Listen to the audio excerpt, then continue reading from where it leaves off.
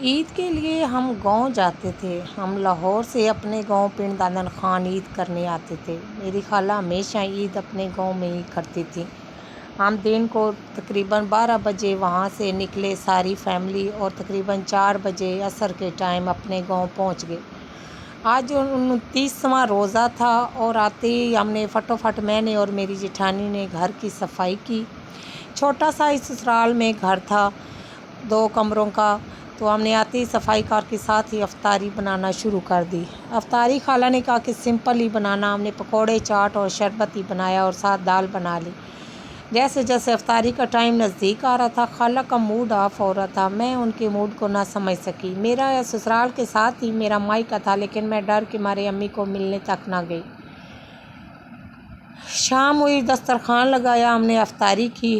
افطاری کرنا شروع ہی ہوئے تھے کہ خالہ بولنا شروع ہو گئیں کہ دیکھو میں نے بیٹوں کی کدھر شادی کر دیا، میرے سونے جیسے بیٹے تھے، میرے ہیرے، میرے بادشاہ بیٹے غریبوں کے گھر لگا دیے ہیں۔ جیٹھانی کو اور مجھے باتیں سنانے لگ گئیں، لیکن جیٹھانی پرانی تھیں، انہیں اثر نہ ہوا۔ خالہ نے سارا پریشر میرے پہ نکالا اور میری خوب بےعزتی کی کہ تمہاری ماں نے ہماری افطاری نہیں کروائی اور ہماری دعوت نہیں کی۔ میری عقل بچوں والی تھی، میں چپ ہونے کے بجائے رونے لگ گئی، جبکہ مجھے صبر اور ہمت سے کام لینا تھا، لیکن میں نے بچپنا دکھایا اور رونے لگ گئی۔ میرے رونے سے خالہ کو اور چڑ ہو گئی، وہ اور غصہ ہونے لگ گئی۔ اسی پریشانی میں افطاری ہو گئی۔ کھانا سب نے کھایا، لیکن میرے اندر حلق سے کچھ نیچے اتر نہیں رہا تھا۔ میں بہت پریشان ہوئی اور روتے روتے افطاری کی، لیکن میرے جیٹھ بہت اچھے تھے۔ انہوں نے مجھے سمجھایا کہ امی کا غصہ وقتی ہے، تم صبر کرو، ٹھیک ہو جائیں گی۔ افطاری کے بعد ہم نے برتن سمیٹے، نماز پڑھی، اور میں اور میری جیٹھانی برتن دھونے لگ گئیں۔ میں اتنی مجبور تھی کہ میری امی ابو بھی میری بات نہیں مانتے تھے، نہ ہی میری بات سمجھتے تھے، اور ادھر بھی میری کوئی بات نہیں سمجھتا تھا کہ اس کا قصور نہیں ہے۔ میں نے پریشانی میں ہی کام کیے، اچانک عید کا چاند نظر آ گیا۔ سارے بہت خوش تھے اور میں دلی اداس تھی۔ اوپر سے ایک نیا مسئلہ کھڑا ہو گیا کہ میرے دیور کے ہاتھ میں پٹاخہ پھٹ گیا۔ چاند نکلنے کی خوشی میں بچے پٹاخے چھوڑے تھے، اس نے بھی چھوڑا، اس کی انگلیاں زخمی ہو گئیں۔ خالہ تو اور ہی غصہ ہو گئیں کہ تم روئی ہو افطاری ٹائم تو میرے بیٹے کی انگلیاں زخمی ہو گئی ہیں، تم منحوس ہو، تم رونا ڈالتی ہو، تم ایسی ہو، تم ویسی ہو۔ میں بہت اور پریشان ہو گئی۔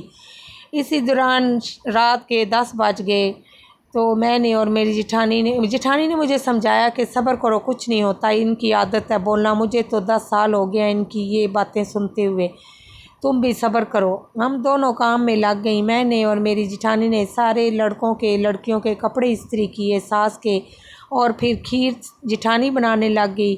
ہمارے ہاں رواج ہوتا تھا حلوہ پوڑی کا، میری ڈیوٹی حلوہ پوڑی پہ لگی۔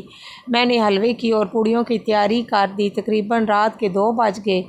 پھر میں تھوڑی دیر لیٹی، لیکن میں بہت پریشان تھی، کیونکہ میری پہلی عید تھی اور ہمارے ہاں رواج ہوتا تھا کہ مائکے سے عید آتی تھی، اور خالہ نے اعلان کر دیا تھا کہ اگر انہوں نے افطاری نہیں کروائی تو ہم نے عید بھی نہیں لینی۔ میں بہت پریشان اور بہت اداس تھی۔ اسی دوران صبح میں نے حلوہ پوڑی بنانا شروع کر دی۔ جب میں حلوہ پوڑی بنا رہی تھی تو میری بھابھی اور میری بہن 2 ٹوکریاں فروٹ کی، 2 مٹھائی کی، اور 1 ٹوکری حلوے کی اور 1 پوڑیوں کی ٹوکری لے کر میرا سوٹ اور جلیل کا سوٹ اور 1000 روپیہ دے گئیں۔ میں نے ان کو کہا کہ سین میں ہی رکھ دیں، کیونکہ اندر خالہ سوئی ہوئی ہیں۔ میں نے بہانہ لگایا، لیکن ڈر یہ تھا کہ کہیں خالہ واپس نہ کر دیں۔ میں نے اپنے ہسبینڈ کو اور جیٹھ کو بتایا۔ انہوں نے کہا کہ سامان اٹھا کے اندر کمرے میں رکھ دو، کچھ نہیں ہوتا، ہم امی کو سمجھا لیں گے۔ خالہ سامان دیکھ کے خوش بہت ہوئی کہ ڈھیر ساری عید آئی ہے، لیکن اظہار نہ کیا، بلکہ غصہ ہی دکھایا۔ اسی دوران عید پڑھ کے سارے واپس آ گئے۔ ہمارے ہاں رواج تھا کہ ساری عید پڑھ کے ایک دوسرے کے گھروں میں مرد جاتے تھے۔ میرے گھر بھی سارے خاندان والے آئے، سب مجھے ملے۔ مجھے چھٹا مہینہ لگا ہوا تھا، میں بہت خوبصورت ہو گئی تھی۔ تو پھر عید کے دوران ہی دن کو کام کرتی رہی، اور تقریباً 4 بجے امی کے گھر جانا ہوا۔ امی مجھے مل کے بہت خوش ہوئی۔ میں نے امی کو ساری بات بتائی خالہ نے غصے میں یہ بھی کر دیا کہ مجھے میرے ہسبینڈ کے ساتھ عید والے دن کسی کے گھر نہ بھیجا، بلکہ میرے ہسبینڈ کو اپنے ساتھ لے کر عید والے دن سارے خاندان میں گئیں، لیکن مجھے ساتھ نہ چلنے دیا۔ مجھے اس بات کا بہت دکھ ہوا، میں بہت اداس ہوئی، لیکن امی نے مجھے سمجھایا کہ کوئی بات نہیں بیٹا، چھوٹی چھوٹی باتیں ہوتی رہتی ہیں، آج نہیں تو کل جلیل تمہارا ہی ہے، کل تمہارا بچہ ہو گیا تو وہ تمہارے ساتھ خود ہی چلے گا۔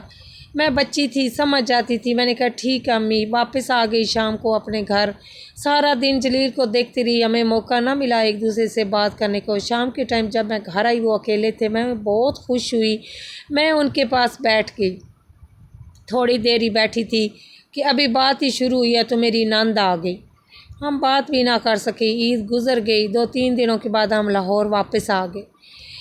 جب میں عید پہ امی کے گھر گئی تو میری امی نے میرا چیک اپ کروایا ڈاکٹر سے، تو مجھے پتہ چل گیا کہ اللہ نے مجھے لڑکے کی خوشی دی ہے۔ لیکن میری کم عقلی کہ میں کسی کو چھپانے کے بجائے میں نے سارے خاندان میں یہ بات پھیلا دی، جو میری ساس کو بہت